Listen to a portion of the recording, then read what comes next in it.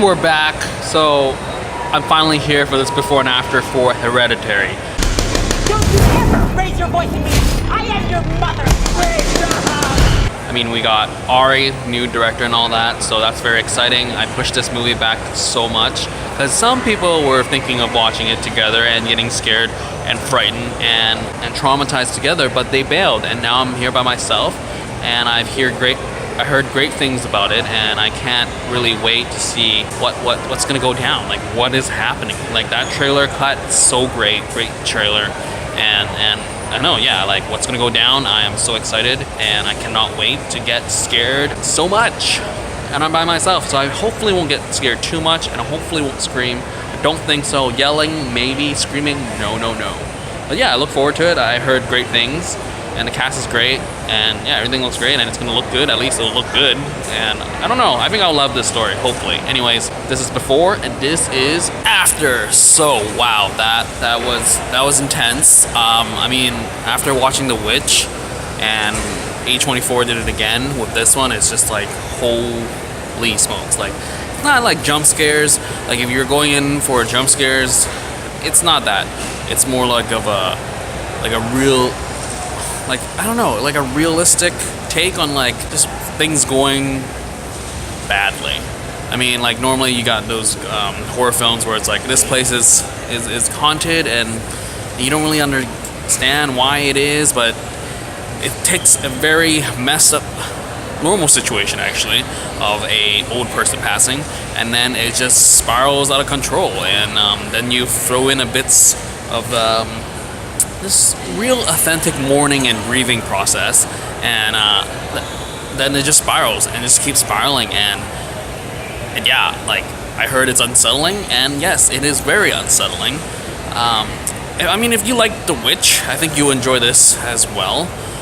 It's much more intense than The Witch. I mean, Anya Taylor-Joy did a great job there. Toni Collette did a great job here. Just like her, just dealing with her grief and just so much emotion, so much anger, and the kid that plays Peter, he has that just off in the space, distant look, and I just love how they take advantage of that repeatedly, and just it makes you uncomfortable. Because shots of just lingering shots, but rather like the character themselves are just standing there, and you sort of don't understand why they're doing that, because they're just all the stuff that they're going through. And one interesting cool tidbit here, the father was never really in the trailers for me, so I was like, oh, there's a father figure, that's kind of neat. So I really enjoyed the dynamics of the family. I mean, granted, like, what happens in the film, I did not see that coming. I felt it was going towards somewhere, and when that hit, I was like, holy, this is happening. And it just spirals and it's unsettling, and yeah, this is every parent's worst nightmare, basically. And yeah, I really enjoyed how it just takes a real life situation and it just goes with it, and I dig that, because it's just, you understand, there's no real, don't do that, don't go in the room, you're dumb, stupid decision, but rather just like, what are you supposed to do? Like, you just react as things are messed up around you. So really dug it. I had a full theater. It's a month since it's been out. I'm surprised. Granted, I feel like there was a lot of laughter during the really awkward kind of moments, but I feel like it was just more like, oh, this looks strange, ha ha ha ha ha, or just, that's more of a reaction type of thing.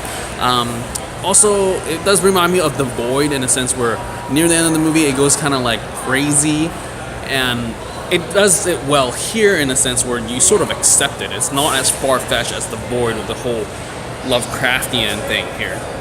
I mean, there's no Lovecraftian thing here, but something goes nuts here, and I just don't want to really, I don't know, spoiling it. I think sort of like it brews. So when you finally get to that ending, it's a well-deserved ending, and I think like the pacing and the characters, it's just like you understand where they're coming from, because like grief, I don't know, like ironically enough, my own grandma passed away a few weeks ago, so there's that. So but it's not that, it just deals with how do people react to grief on such a huge level, and I think It was greatly written and directed, and I love the shots. Like, it just builds up, and pacing was also great, and I just really enjoyed it. I mean, granted, it is pretty messed up.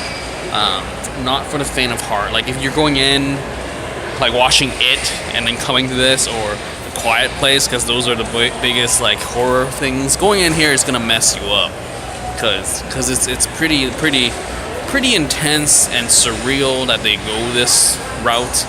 Because I mean, the stuff that we see on the screen happens in other stuff before, and it's just you shrug it off, and that's that. But here, the way they use it is pretty intense, and I just really enjoyed it in a very morbidly messed up way. But anyways, definitely looking out for what A24 is doing next in terms of horror, and also whatever this director is doing. And Toni Collette, holy smokes, great acting, loved it, great performance.